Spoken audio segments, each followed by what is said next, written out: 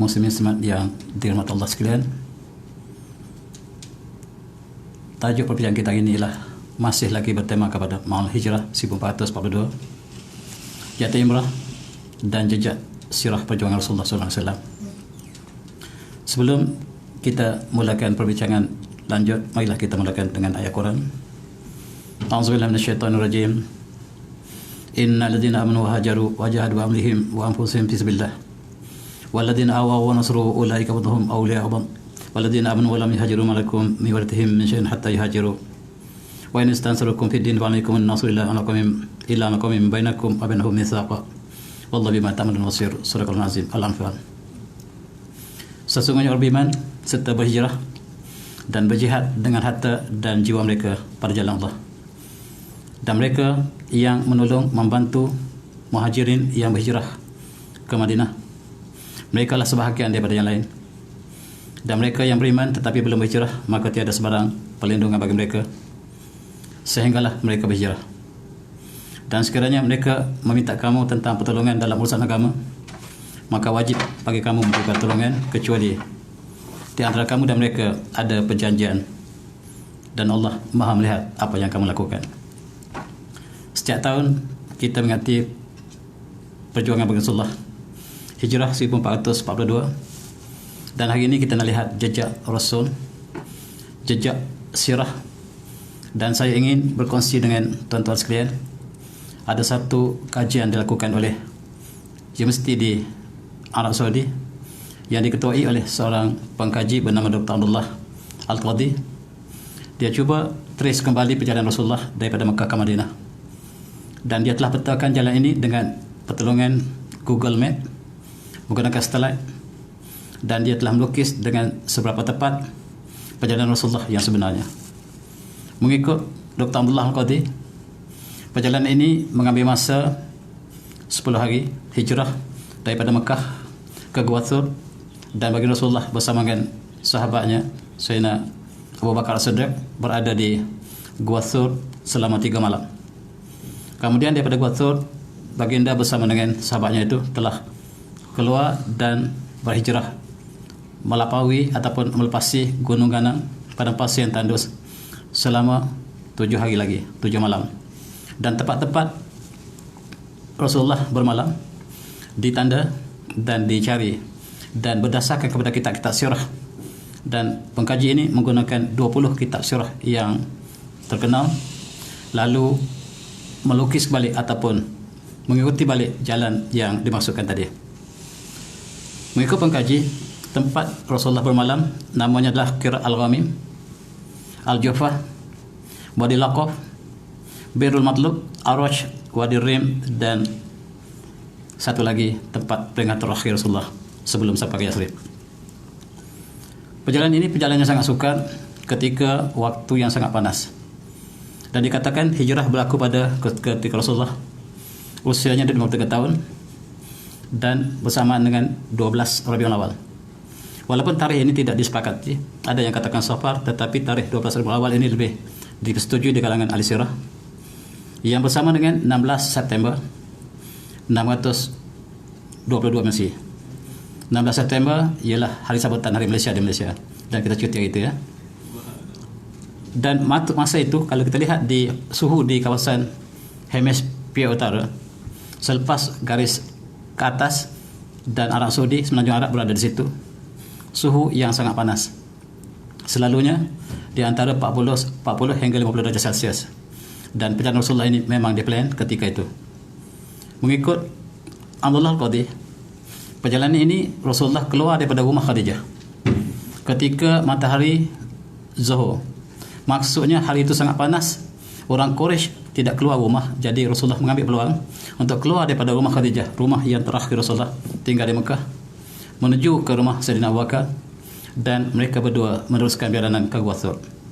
3 malam di Gua Thur, dan kemudian meneruskan perjalanan ke Yathrib, tetapi tidak melalui jalan yang utama, jalan kafilah yang membawa dagangan daripada Syam ke Madinah atau ke Mekah, tidak dilaluinya, tetapi jalan yang kalau terlihat dalam skrin ini warnanya biru. Jalan biru itulah jalan yang dilalui Rasulullah, jalan yang berbeza dengan jalan yang dilalui oleh kafilah. Dan Dr. Abdullah Qadhi juga merakamkan di manakah tempat Rasulullah bertemu dengan simpan jalan utama ini. Dan Rasulullah sangat rindukan Mekah yang ditinggalkannya. Dan Allah menurunkan ayat, Inna ladzi wada'alna al-Qur'ana taradduka ila ma'ad. Ayat itu menjaminkan Rasulullah akan kembali semula ke Mekah. Benar, ketika Patu Mekah Rasulullah berjaya, umat Islam membuka Mekah, dan peristiwa yang sangat besar berlaku dalam sejarah Islam. Tuan-tuan yang saya hormati, jarak perjalanan di antara Mekah dengan Madinah mengikut Google Map yang dilalui oleh pengkaji ini ialah 380 km. 380 km berangkali Kuala Lumpur ke Al-Usta. Perjalanan ini perjalanan yang sangat sukar, dan kita lihat Rasulullah telah kehabisan bekal makanan ketika sampai di satu tempat bernama perkhemahan Ummu Ma'bad yang kita juga singgah sekarang. Kalau kita dengan lalui lebuh raya moden hari ini adalah lebuh raya 15 Mekah Madinah. Kita juga akan singgah di perhentian yang disebut R&R Ummu Ma'bad di sini. Rasulullah juga sampai di sini ketika baginda bersama dengan sahabatnya terputus bekalan, dan kemudian Rasulullah mencari kalau ada bahan makanan untuk dibeli, tetapi sayang tidak ada. Akhirnya Rasulullah telah bertemu dengan sebuah khemah yang didampingi oleh pasangan suami isteri. Pasangan suami isteri ini, istrinya bernama Ummu Ma'bad dan suaminya adalah Abu Ma'bad. Maksudnya anaknya ada bernama Ma'bad. Dan sampai di situ Rasulullah melihat ada seorang perempuan tua yang di hadapan kemahnya. Lalu Rasulullah bertanya, sekiranya ada makanan untuk dibeli, tetapi tidak ada. Suaminya tidak ada, perempuan ini sudah tua, dan Rasulullah pun melihat seekor kambing yang kurus berada di tepi kemah. Lalu Rasulullah bertanya, apakah boleh saya mengambil kambing ini untuk diperah susunya? Maka jawab wanita tersebut, jangankan susu, tuan hamba, nak berdiri pun sukar dan dia tidak boleh berjalan. Kawan-kawan yang lain telah keluar untuk mencari makanan, tetapi dia tertinggal di khemah sebab dia terlalu kurus, terlalu dhaif untuk berjalan. Kata baginda Rasulullah, kalaulah dibenarkan saya boleh mengambil susunya, dan silalah kalau tuan merasakan dia ada susu. Di sini kita lihat dalam Syama'il Muhammadiyah, barangkali dibaca di sini, menceritakan Rasulullah memegang kambing itu dengan kasih sayang, dan kemudian susu keluar dengan banyaknya mukjizat Rasulullah. Dan peristiwa itu berlaku di tempat kita persinggahan, iaitu di R&R Ummu Ma'bad. Di sini juga dikenal lagi sebagai Wadi Kudait. Jemaah haji daripada Madinah, kalau kita pergi ke Madinah lebih awal, selalunya kita berhenti di sini. Ada hidangan nasi Arab yang istimewa di sini, dan masih lagi panas-panas, makan dengan cili padi yang pedas. Dan inilah tempatnya. Jadi di sini menyaksikan Rasulullah, nubuwah Rasulullah. Dan yang cukup menariknya dalam sirah ini, Abu Ma'bad menceritakan tentang sifat Rasulullah. Dan ketika itu dia belum kenal Rasulullah, tetapi orang yang singgah di kemahnya mempunyai sifat yang sangat istimewa. Apabila suaminya balik, suaminya melihat ada susu dalam kemah mereka dan bertanya tentang kisah susu tersebut. Lalu Ummu Ma'bad menceritakan tentang peristiwa yang telah dilalui tadi. Dan dia mengatakan orang yang singgah di kemahnya sangat luar biasa. Wajahnya sangat berseri-seri, indah daripada dekat, hebat daripada jauh. Dan siapakah orang itu? Dan disifatkan dengan sifat yang sangat detail. Barangkali inilah sifat Rasulullah yang paling terperinci yang dapat kita petik daripada sirah atau daripada hadis. Dikatakan bahawa janggutnya sangat tebal dan rambutnya juga demikian. Rasulullah lehernya jenjang dan keningnya halus dan bukan halus dan bertemu antara satu sama lain. Begitu hebat suara Rasulullah, suara tetamu yang singgah di kemahnya ialah sangat-sangat indah. Suaranya sangat-sangat menarik. Dianggap digambarkan oleh Ummu Ma'bad sebagai mutiara yang terurai jatuh daripada benangnya. Digambarkan kalung mutiara dan benangnya terputus, jatuhlah satu persatu, dan itulah suara Rasulullah. Suara yang indah, Perkataannya sangat indah, dan apabila dia bercakap, maka para sahabatnya mendengar dengan sangat teliti. Dalam perjalanan ini, katanya selain pada Sayyidina Rasulullah bersama dengan Sayyidina Abu Bakar, ialah penunjuk jalan. Dan ada riwayat mengatakan yang keempat ialah hamba Sayyidina Abu Bakar. Mereka berempat singgah di sini, dan selepas susu yang diperah tadi, Rasulullah memberikan minum kepada tuan rumah dulu, tuan khemah, iaitu wanita tersebut, Ma'bad. Kemudian kepada hamba Abu Bakar, kepada penunjuk jalan, kepada Sayyidina Abu Bakar, dan akhir sekali Rasulullah minum sampai kenyang. Dan mereka tertidur, kata Ma'bad. Dan selepas itu mereka meneruskan perjalanan ke Yathrib, dan kata suami dia, kalau itulah demikianlah apa yang diceritakan oleh Abu Ma'bad, maka itulah orang yang saya dengar tadi di dataran padang pasir. Mereka menceritakan ada seorang Nabi yang sedang mengembara daripada Mekah ke Yathrib, dan mereka sedang merancang untuk membunuh baginda. Orang Quraisy sedang mencarinya, kata Abu Ma'bad, dan demi Allah, sekiranya saya bersama dengan ke rumah mereka tadi, saya akan bersama mereka. Saya akan menemaninya sampai ke Yathrib. Dan subhanallah, mereka ini beriman. Akhirnya Ma'bad dan suaminya telah beriman kepada Rasulullah dalam masa yang kemudian. Demikianlah kisah mukjizat Rasulullah dalam perjalanan ini, perjalanan singkat. Dan sebagaimana yang disebutkan oleh Ibu Ma'bad tadi, suara Rasulullah, perkataan Rasulullah, kalimat Rasulullah sangat indah.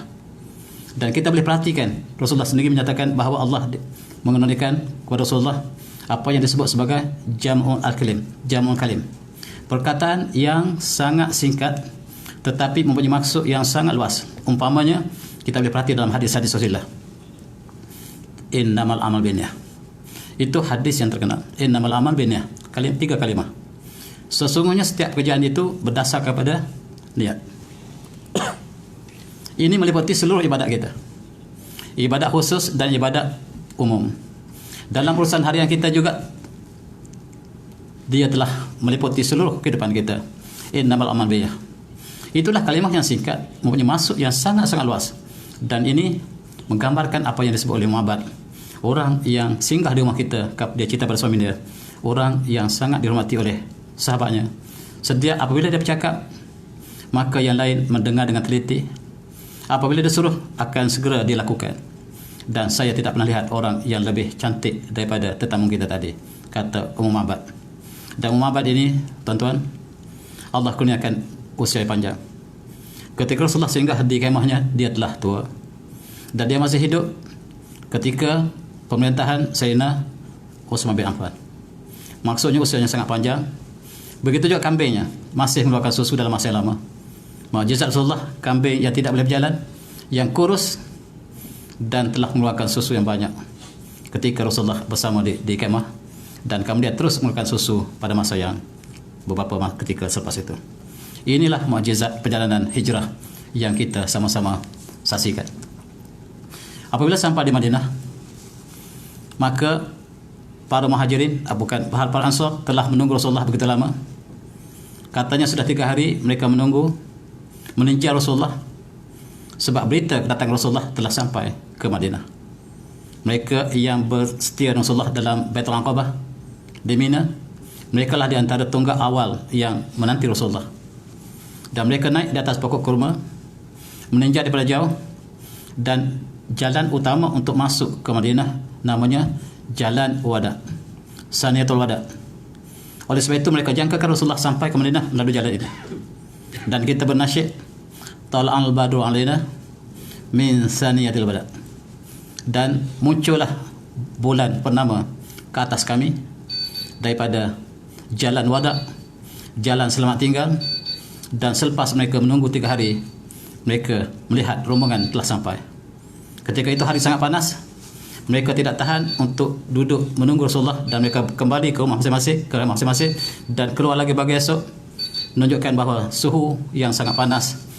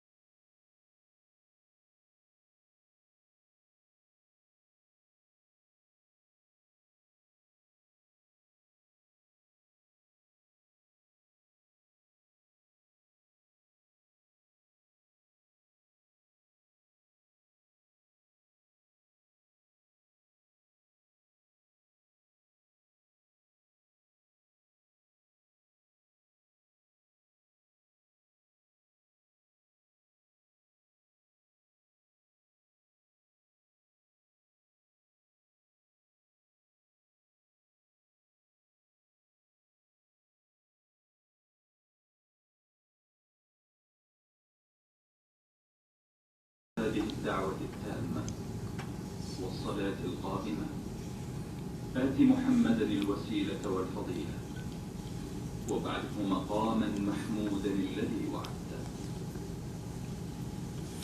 Alhamdulillah. Itulah hijrah bagi Rasulullah.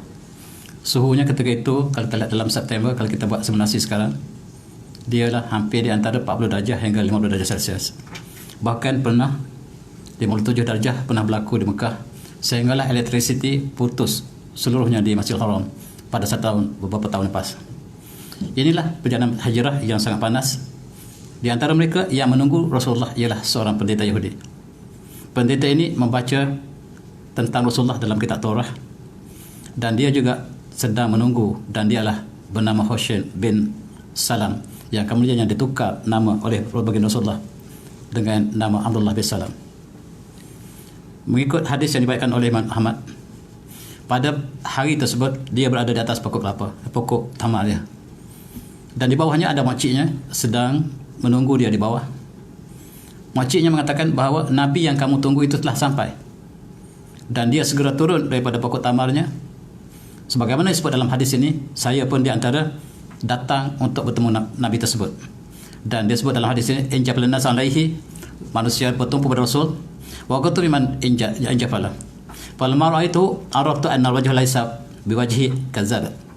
Bila saya lihat wajah, sebagaimana disebut oleh Umabad, wajah yang sangat indah, wajah yang benar, bukan wajah orang berbohong.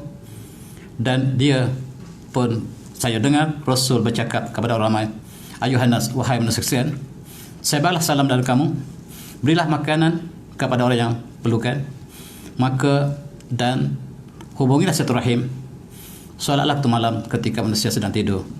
Itulah kunci syurga. Kamu masuk syurga dengan sejahtera.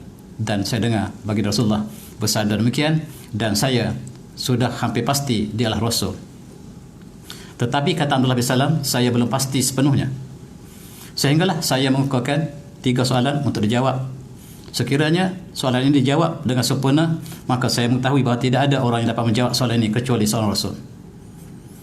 Dalam hadis yang diriwayatkan oleh Imam Bukhari, ringkasnya, maka segera ditanya oleh Abdullah bin Salam kepada Rasulullah 3 soalan tersebut. Soalan pertama ialah, apakah tanda awal hari kiamat? Dan yang keduanya, apakah makanan pertama ahli syurga?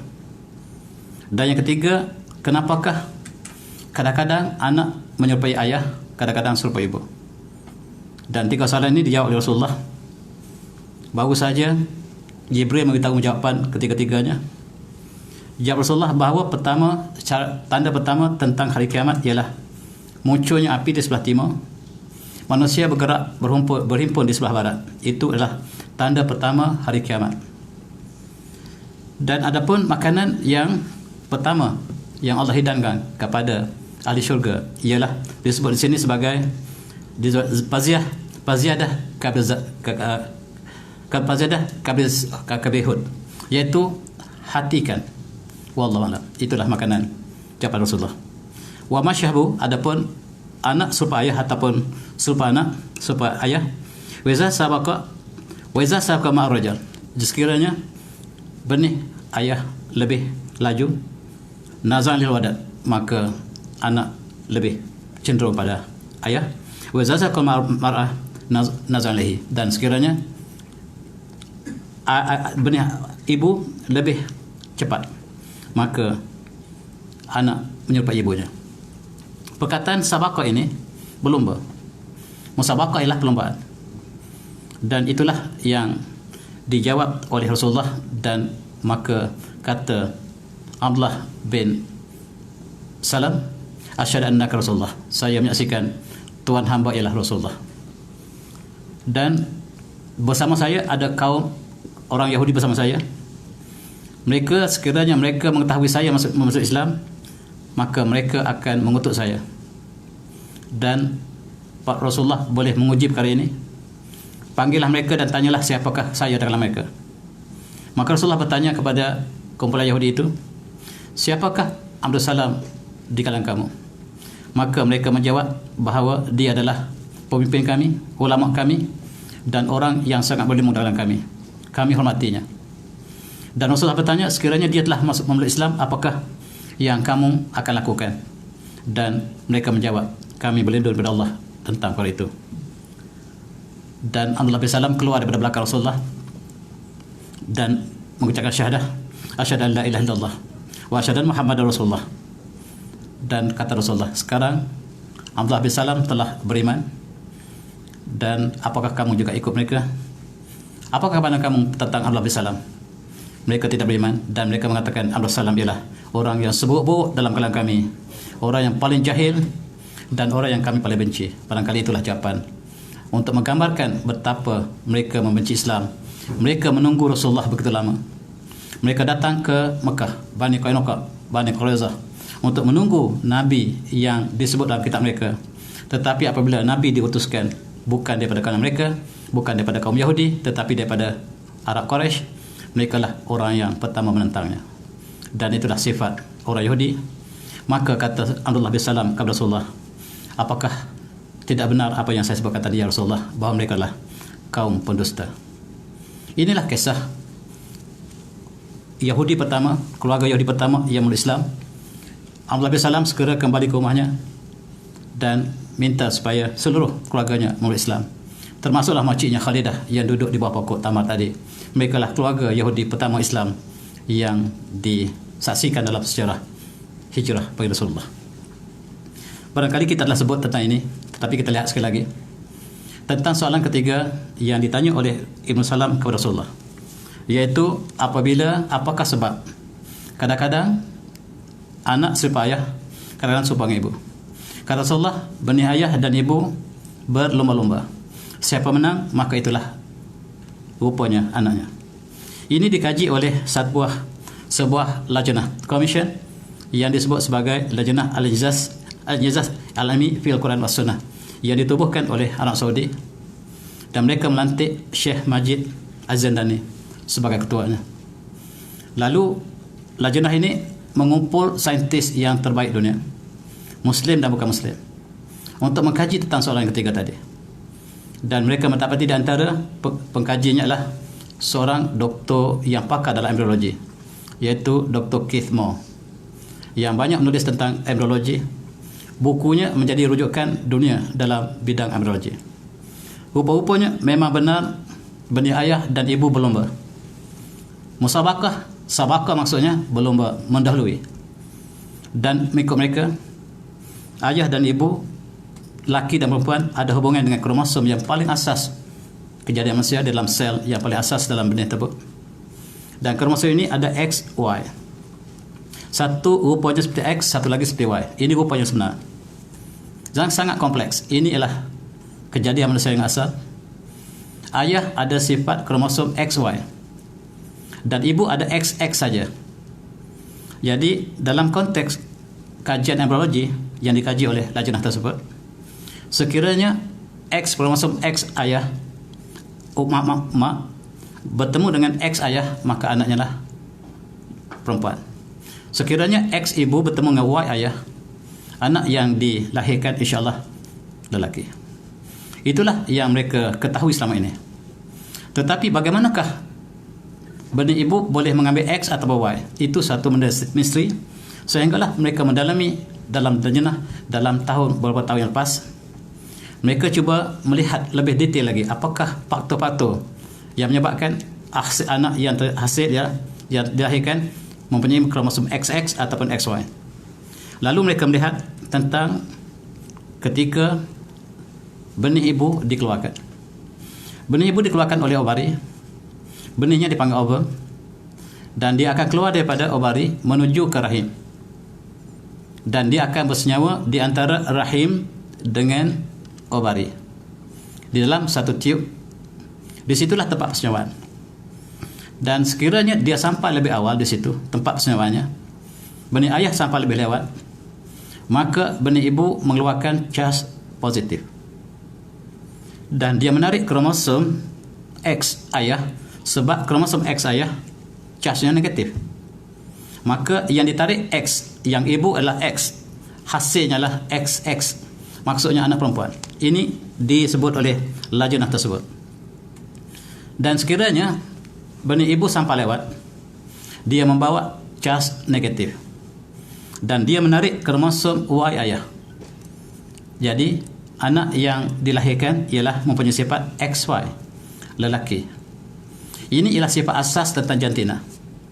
Berdasarkan pada sifat inilah mereka boleh ikhtiarkan anak yang dilahirkan sama lelaki dan wanita. Oleh sebab itu, mukjizat ini menyebabkan saintis yang mengkajinya, termasuklah Profesor Keith Moore yang bukan Islam, mengisahkan syahadah sebagaimana Abdullah bin Salam mengisahkan syahadah pada Rasulullah pada masa yang sangat lewat dalam kurun yang ke-20 ini atau 21. Maka yang mengkaji sama seperti Abdullah bin Salam, iaitu Profesor Keith Moore, telah memeluk Islam dengan kajian yang sama. Subhanallah. Tadi kita lihat kambing yang kurus, Allah berikan mukjizat menjadi susu yang banyak. Itu dapat dilihat dalam sejarah yang silam. Tetapi hari ini kita lihat daripada kajian yang dilakukan oleh lajnah yang saya sebutkan tadi, mereka melihat mukjizat dalam konteks ilmu Al-Qur'aniyah, ilmu embryologi. Dan inilah mukjizat demi mukjizat yang berlaku dalam sejarah hijrah bagi Rasulullah. Tuan-tuan yang saya hormati, dalam masa yang singkat ini, akhirnya Rasulullah sampai ke Quba dan disambut oleh para Ansar, dan Rasulullah duduk di Quba dan mendirikan masjid yang pertama. Beberapa hari kemudian meneruskan perjalanan ke Yathrib. Rasulullah menukarkan nama Yathrib kepada Madinatul Munawwarah. Dan inilah pemandangan yang sangat-sangat sederhana, Masjid Nabawi yang dibina ketika zaman Rasulullah, yang kalau kita lihat dalam skrin, bangunannya paling besar itu yang ada ruang kosong di tengahnya. Bombonya tidak ada di tengah-tengah, tetapi di tepinya ada bombo. Dibuat daripada tanah lumpur, air dan telur. Jadi salutkan kepada pohon kelama, batang pokok kurma dan pelepahnya. Dan itulah rupa artis melakarkan sifat Masjid Nabawi yang sangat-sangat sederhana pada awal Islam.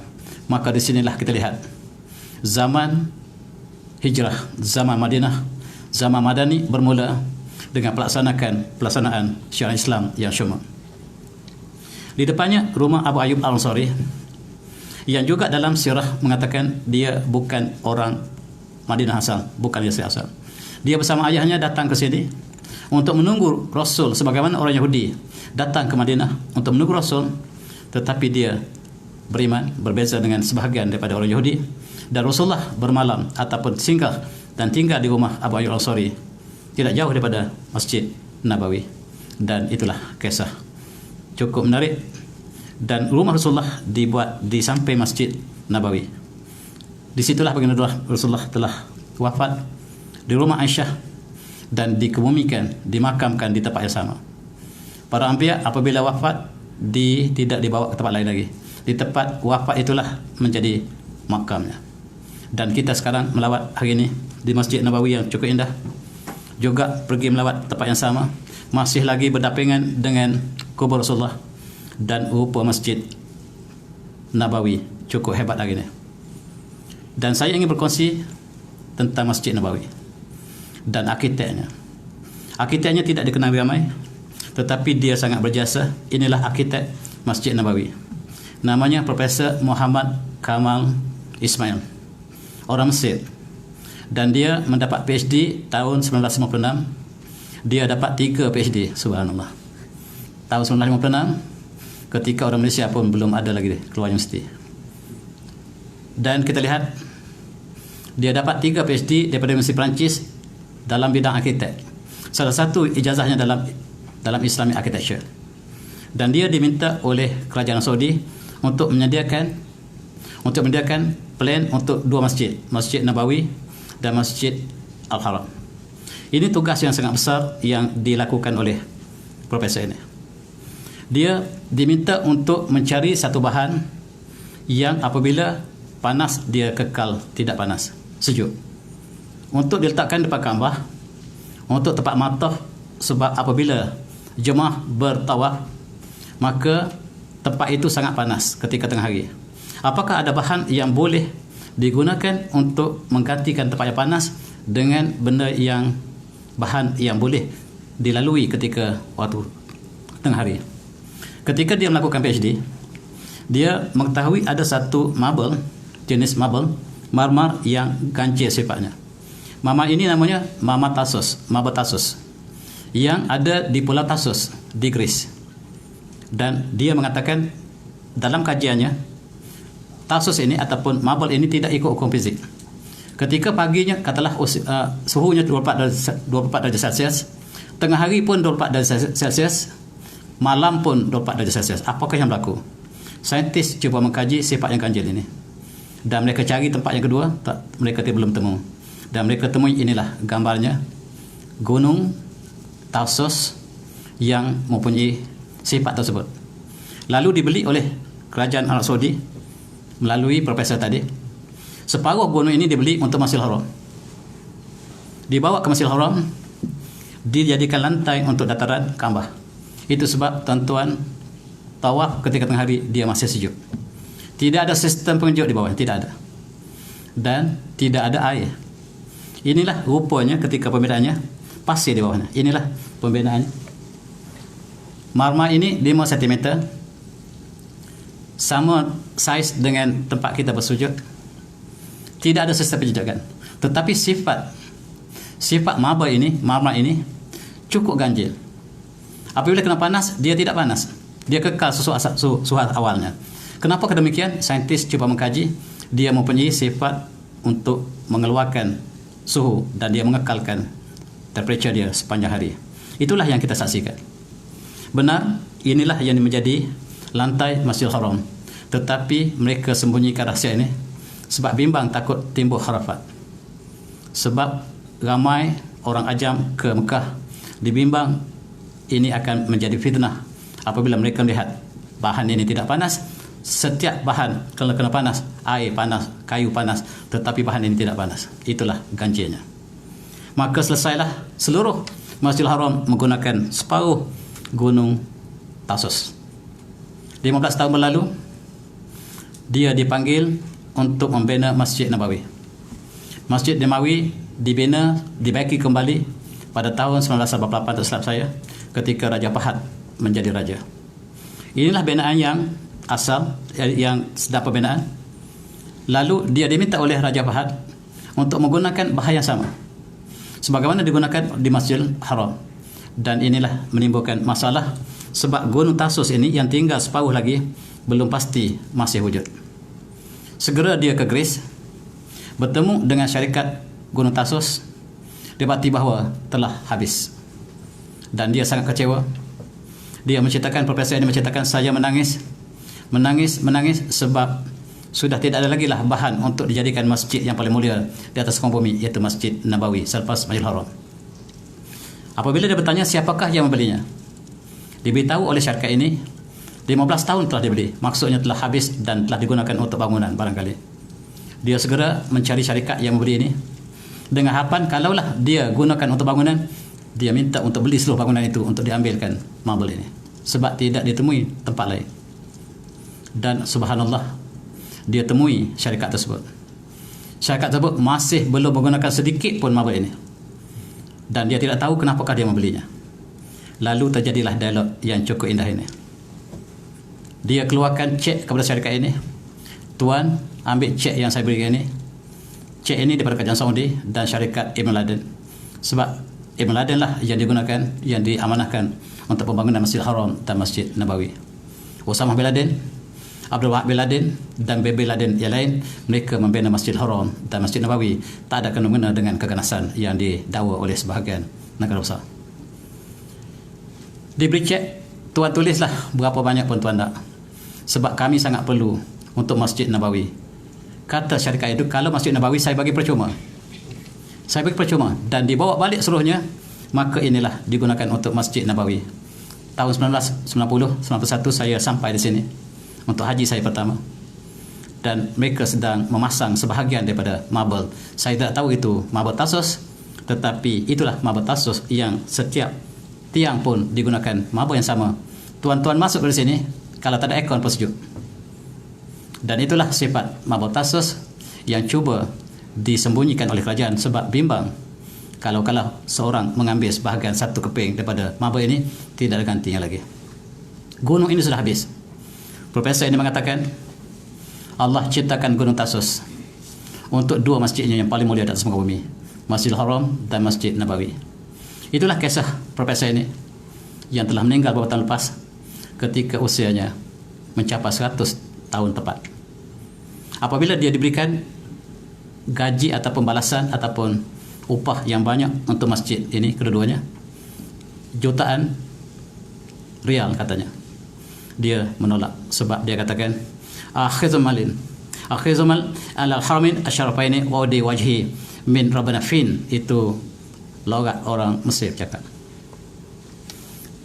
saya malu untuk terima wang ini sebab saya akan bertemu Allah, dan saya malu untuk saya menerima upah daripada dua masjid yang paling mulia atas muka bumi, Masjidil Haram dan Masjid Nabawi.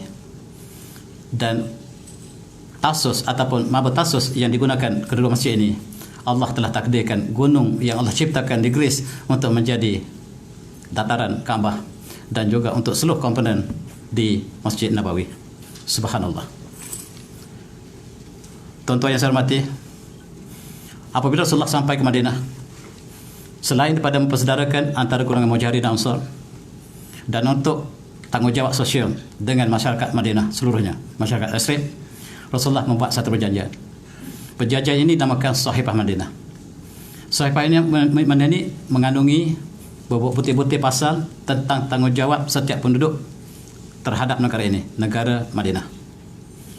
Ketika itu masyarakat Madinah adalah masyarakat jemaah Muhajirin dan Ansar, ada Khazraj dan Aus yang sentiasa berperang, ada Yahudi, Bani Qanuqa, Bani Auf, Bani Quraizah dan lain-lain. Mereka ialah masyarakat majmuk disatukan Rasulullah di bawah satu perjanjian.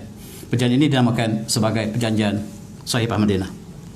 Di antara bunyi surat ini ataupun perjanjian ini antaranya ialah hadza kitab min Muhammadin Nabi Rasulullah bainal mu'min wal muslimin min Quraisy wa al Yathrib wa man tabahum fa'aliqa bihim wa jahada mahum innahu ummatan wahidah. Inilah perjanjian Rasulullah dengan mukmin muslim serta penduduk Quraisy, penduduk Madinah. Mereka ialah ummah yang satu. Dan disebut lagi al-muhajirin minal Quraisy ala rabatihim, maka orang muhajirin ada tempat kediaman mereka masing-masing, dan mereka yataqalu bainahum, dan mereka saling membayar diat sekiranya berlaku pembunuhan di kalangan mereka. Wa hum yabidu anihim bil ma'ruf wal qist bainal muslimin mu'min, dan mereka bertanggungjawab tentang kebaikan ataupun maslahah kaum mereka, iaitu al-muhajirin. Begitu juga dengan Ansar, begitu juga dengan orang Yahudi. Bani Yahudi ini diletakkan satu persatu berbelas-belas kaum, dan yang Islam dan bukan Islam, dan Islam adalah minoriti. Masyarakat yang sangat majmuk, kalau kita bandingkan dengan negara kita hanya ada 3 kaum yang kita katakan masyarakat majmuk. Sedangkan mereka Madinah, masyarakat majmuk mereka berbelas-belas dan sampai hampir 30 kaum yang disatukan di bawah satu saifah. Kita tidak boleh berhujah dengan majmuk. Rasulullah masyarakat Islam, masyarakat minoriti. Malaysia walaupun majmuk, Islam majoriti. Dan oleh sebab itu Rasulullah telah melaksanakan syariat Islam sepenuhnya di Madinah berdasarkan kepada Sahifah Madinah untuk kita ambil intibar hari ini, untuk ibrah. Dan dalam kelas yang lain dikatakan tidak boleh seorang mukmin membunuh mukmin dan kerana pertikaian dengan orang kafir. Begitu orang kafir tidak boleh membunuh muslim kerana pertikaian dengan orang mukmin. Dan dikatakan bahawa zimah ini, perjanjian ini ialah dijamin oleh Allah SWT. Allah akan menjaga mereka yang lemah, dan mukmin dengan mukmin sebahagian yang lain sebagai satu bahagian yang lain. Begitulah yang disebut dalam sahifah ini, sangat panjang. Saya tidak sempat untuk menceritakan semuanya. Tetapi antara kelas yang cukup indah untuk kita renungi ialah sekiranya masyarakat Madinah, Yathrib, bertelingkah dalam satu perkara, wa annakum mahma ikhlatum fihi min syai' fa inna maradduhu ila Allah wa ila rasulih wa ila Muhammadin. Dan sekiranya terlaku pertelingkahan di antara kamu, di antara mereka, di kalangan masyarakat yang berpegang pada sahifah ini, perjanjian ini, maka kata putus harus dirujuk kepada Allah dan pada Rasulullah. Maksud Rasulullah diiktiraf sebagai ketua kerajaan. Di dalam masyarakat majmuk di Madinah, sama ada dia adalah Muslim ataupun bukan Muslim, termasuklah orang Yahudi, termasuklah orang Nasara dan kaum-kaum yang lain. Inilah dilakukan oleh baginda Rasulullah. Kelas tentang toleransi, kebebasan agama cukup luas dan tuan-tuan boleh lihat dalam konteks sebenarnya, dan kita barangkali sebut beberapa kelas saja di sini. Di sini disebut antaranya wal yahud yunfiqu al mu'min ma damu muharrabin, dan orang Yahudi perlulah bersama dengan orang mukmin mengeluarkan perbelanjaan sekiranya Madinah diserang oleh musuh. Masing-masing pertahankan Madinah daripada serangan. Wa Yahudi Bani Auf ummatan ma'al mu'minin, dan Bani Auf bersama dengan orang mukmin. Lil Yahud dinuhum, bagi orang Yahudi agama mereka, wal muslimin dinuhum, dan bagi orang Islam agama mereka. Agama bebas, tetapi dalam soal tanggungjawab sosial harus bersama-sama menjaga Madinah. Dan subhanallah tuan-tuan, inilah perjanjian, inilah negara Islam pertama yang disebut oleh Profesor Muhammad Hamidullah sebagai perlembagaan di atas muka bumi yang pertama dalam bentuk tulisan. Tuan-tuan boleh rujuk Profesor Hamidullah, The First Written Constitution in the World, menyatakan bahawa Rasulullah telah menjadi contoh teladan dalam pentadbiran dunia moden hari ini dengan meletakkan perlembagaan. Sahabat Madinah ialah perlembagaan pertama, dan apabila ditulis oleh Profesor Hamidullah, maka pengkaji common law mengatakan England juga pernah mengadakan mempunyai perlembagaan ketika Raja John dalam kurun yang ke-13, sedangkan inilah dalam kurun yang ke-7 lagi ni. Tetapi apa yang berlaku di England ialah bukan perlembagaan, ialah surat wasiat daripada Raja John kepada penggantinya. Wasiat bukan perlembagaan. Begitu juga Amerika, negara yang kononnya maju, mereka hanya ada perlembagaan selepas mereka merdeka daripada England pada kurun yang ke-18, barulah 300-400 tahun lepas. Tetapi Islam mempunyai perlembagaan sebagai contoh pada dunia 1442 tahun yang lalu ketika kita menyambut hijrah, maka Sahih Madinah menjadi asas kepada pentadbiran Islam sepanjang hayat, sepanjang zaman keagungannya. Inilah yang disambung oleh para sahabat, oleh kerajaan Muawiyah, kerajaan Abbasiyah yang menggunakan intisari yang sama, termasuklah kerajaan Osmaniyah. Osmaniyah yang didirikan dalam kurun yang ke-13, mereka memerintah tetapi mereka mengungkapkan perlembagaan mereka yang disebut majalah Ahkam Adliyah yang diungkapkan dalam akhir kurun yang ke-20 ataupun kurun yang ke-19. Ini ialah perlembagaan pertama. Ketika negara kita belum ada merdeka, belum ada perlembagaan. Bila negara kita ada perlembagaan? 1957. Negara kita hanya ada perlembagaan selepas kita merdeka.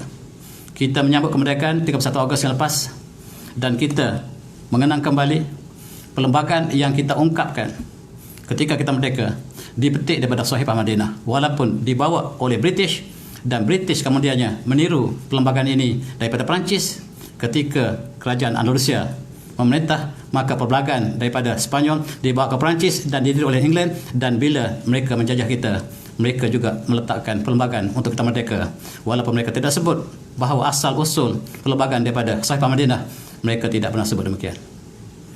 Dan dibawa pertama kali perlembagaan ini ke negara kita, dan negeri pertama di negara kita yang mempunyai perlembagaan ialah Johor. Johor mengungkapkan undang-undang tubuh kerajaan negeri Johor, walaupun nama undang-undang, tetapi sebenarnya dia adalah perlembagaan. Dan ini diungkapkan pada kurun yang ke-19, dan lebih tepat pada 1495. Ini dicetak, dia dibentuk masa lebih awal, dan Johor telah menjadi sejarah negara kita, mempunyai perlembagaan pertama ketika Malaysia belum ada perlembagaan. Negeri kedua yang ada perlembagaan negara kita ialah Terengganu, dan Iqad Al-Muluk bi Ta'li As-Suluk ialah perlembagaan yang kedua yang muncul berdasarkan kepada contoh yang dibawa oleh Sahih Madinah. Dan inilah dua perlembagaan yang ada negara kita. Setahu saya negeri lain tidak ada. Sehinggalah kita merdeka. Selepas merdeka setiap negeri ada perlembagaan, benar. Tetapi sebelum kita merdeka, yang ada setahu saya adalah Johor dan Terengganu. Tuan-tuan yang saya hormati, kalau kita lihat, Terengganu telah melaksanakan Islam sejak kurun ke-13.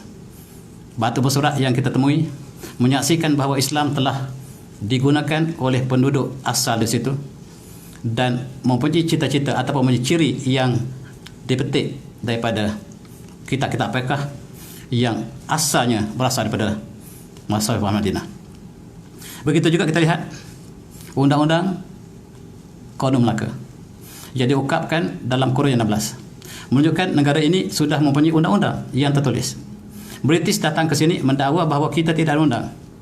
British datang dan dia kata kami temui Singapura, kami temui Pulau Pinang tidak orang. Kata kalaulah Rappel ataupun Princess Light yang membuka Pulau Pinang, kenapa tak nama Light Island? Kenapa nama Pulau Pinang? Tetapi mereka menemui Pulau Pinang. Mereka mendakwa mereka menemui Singapura. Dan mereka sebut the new settlement, maksudnya negeri yang baru diduduki, tak ada orang sebelum saya datang, kata British. Dan oleh sebab itu untuk merdeka, maka kamu harus menggunakan undang kami, common law. Sedangkan sejarah menunjukkan bahawa Konun Melaka telah diasaskan dalam Kurun 16 ketika England masih dalam zaman gelap. Ketika Amerika dalam zaman gelap, kita sudah ada undang-undang yang bertulis lengkap tentang fiqh Syafi'iyah.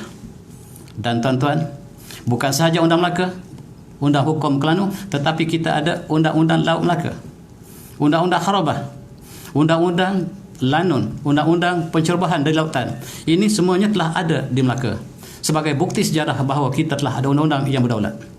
Tapi sayang, British mengatakan kita tidak ada undang-undang. Dan sejarah ditulis dalam bentuk yang sama. Pakar-pakar common law mengatakan kita tidak ada law of the land. Maka syarat kemerdekaan harus kita menggunakan common law. Common law, tuan-tuan, ialah undang-undang masyarakat British. Budaya mereka ialah Kristian. Dan undang-undang common law diasaskan kepada budaya masyarakat tempatan yang dicantumkan di antara negeri-negeri dan diberikan Charter of Justice oleh Queen dan dibina berdasarkan budaya Kristian. Dijadikan undang-undang England, dibawa ke India, dibawa ke Melaya. Dan apabila kita merdeka, syarat kemerdekaan ialah antaranya lah menggunakan undang-undang tersebut, undang-undang yang dibawa oleh British. Dalam artikel 75 perlembagaan kita yang diungkapkan oleh orang bukan Islam, ada orang Islam iaitu Hakim Abdul Hamid daripada India yang memasukkan Islam sebagai agama persekutuan. Islam is the religion of the nation, dimasuk oleh orang lain. Perlembagaan kita yang asal tidak ada Islam dan didasarkan kepada secularism, sebab undang-undang common law diasas kepada negara sekular. Oleh sebab itu kita mengikuti common law, maka benda yang sama berlaku di negara kita. Tetapi dengan desakan daripada Hakim Abdul Hamid, maka dia masuk clause Islam is the religion of the nation, dan dia bercanggah dengan semua peruntukan yang lain, sebab yang lain diasaskan bahawa negara kita lah negara sekular. Dan inilah konflik yang besar dalam mereka yang mengkaji undang-undang. Clause yang saya sebutkan ini menyentuh akidah kita, menyentuh perasaan kita. Artikel 75 mengatakan if any state law is inconsistent with a federal law, the federal law shall prevail and the state law shall, to the extent of inconsistency, be void. Tuan-tuan daripada undang-undang lebih faham, sebarang undang-undang negeri yang diasaskan ataupun diletakkan sebagai undang-undang bercanggah dengan undang-undang negara federal, undang-undang common law yang diasaskan kepada budaya Kristian, dia akan terbatal. Sebanyak mana dia terbatal. Sedangkan undang negeri ini diasaskan kepada undang-undang Islam, undang-undang syariah, undang-undang dipetik pada Al-Quran, dipetik pada hadis. Dalam konteks ini, undang-undang negeri yang menggunakan kedua sumber utama Islam ini dibatalkan oleh undang-undang persekutuan sekiranya bercanggah. Kita lihat Allah mengharamkan interest. Wahallahu bai'ah wa haramar riba. Allah menghalalkan jual beli, mengharamkan riba. Tetapi dasar ekonomi kita ialah kapitalisme, liberalisme, pragmatisme yang menjadikan interest sebagai asas urus niaga. Itu sebab dalam pinjaman perumahan ada interest, dalam beli kenderaan ada interest, kecuali pemakan Islam. Tetapi yang atas ini menguasai yang bawah. Maksudnya riba masih boleh berjalan negara ini sebab dia adalah lebih tinggi daripada undang-undang Islam. Islam dibatalkan kalau bercanggah dengan undang-undang federal yang diambil oleh masyarakat England. Apakah kita masih Islam? Apabila kita mengucapkan syahadah, asyhadu an la ilaha illallah wa asyhadu anna Muhammadar Rasulullah, tiada Tuhan yang aku sembah sebenar-benarnya melainkan Allah, tiada hukum yang sebenarnya yang lebih tinggi daripada hukum Allah. Hukum lain boleh ada, tetapi hukum Allah paling tinggi. Tetapi dalam clause artikel ini kita tidak demikian. Kita meletakkan undang-undang yang paling tinggi ialah federal law Inilah sangat-sangat menyentuh hati perasaan kita sebagai seorang Islam. Dan perkara ini adalah perkara yang dilakukan secara kolektif. Dan tuan-tuan, inilah yang menghalang syariah dilaksanakan. Sebab apabila bercanggah dengan undang-undang induk, maka dia akan terbatal. Selagi clause ini masih berada dalam peraturan kita, Islam tidak boleh dilaksanakan di mana-mana bahagian di negara kita. Ini satu perkara yang sangat-sangat serius, yang saya fikir sejak saya muda lagi.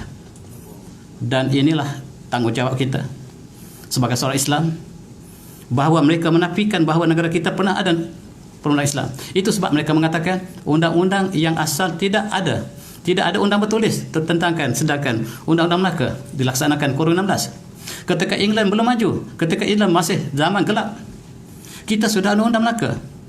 Dan undang Melaka ini dipetik daripada sumber-sumber Islam yang lengkap berdasarkan mazhab Syafi'i dan undang-undang Laut Melaka. Kemudian undang-undang yang sama dibawa ke Pahang. Undang-undang Negeri Pahang, Konun Negeri Pahang, undang-undang Konun Pahang dilaksanakan ketika Sultan Abdul Ghafur. Dan dia adalah susu galuh daripada Melaka juga. Kemudian undang-undang yang sama dilaksanakan di Kedah. Undang-undang Kedah dilaksanakan ketika Sultan Muhammad Jiwa. Ketika ayah Abdul Samad Palambani menjadi qadhi di Kedah, undang-undang sama dilaksanakan di Kedah. Dilaksanakan di Perak. Dilaksanakan di Pahang, di Kelantan pada tahun 1900 ketika Sultan Mansur. Dan British mengatakan bahawa tidak ada undang-undang negara ini. Inilah kita sudah merdeka, tuan-tuan, tetapi sejarah masih terjajah. Oleh sebab itu saya menyeru pegawai-pegawai sekalian, mari kita ambil iktibar ibrah yang mendalam dalam hijrah. Sebab hijrah maksudnya berpindah daripada zaman Mekah, zaman penghayatan keimanan, pembinaan keimanan, kepada zaman pelaksanaan syariah di Madinah. Itulah sebab ayat yang diturunkan di Madinah lebih merupakan pelaksanaan syariah. Ya allazina amanu kutiba alaikumus-shiyam, ya allazina amanu kutiba alaikumus qisas. Nilainya sama. As-siyam dengan kisah sama saja. Diwajib pada kamu salat, diwajib pada kamu qisas, diwajib kepada kamu puasa. Yang kita laksanakan negara kita di kalangan umat Islam ialah wajib puasa, tapi qisas tidak wajib. Sedangkan ayat Quran yang sama bentuk, kutiba alaikumus shiyam kama kutiba alal ladzina min qablikum la'allakum tattaqun, kutiba alaikumus qisas bil qala al hurri bil hurri wal amdu bil amdi. Sama, duduk ayat bersama-sama, tapi kita dapat standar. Yang satu kita amalkan, yang satu lagi kita tidak amalkan. Apakah kita sudah merdeka? Dalam konteks kita seorang Islam, sebab apabila ditanya maksud kemerdekaan kepada seorang pemuda Rabi' bin Ami yang menjadi tentera kepada Panglima Sa'ad bin Abi Waqqas, dia mengatakan kemerdekaan litukhrijan nas min ibadinas ila ibad rabbi bil ibad, litukhrijan min ibad ila ibad rabbil ibad, keluar daripada sistem manusia kepada sistem ilahi. Itulah kemerdekaan. Selagi kita tunduk di bawah sistem kemanusiaan, kata Rabi' bin Ami, kita masih belum merdeka.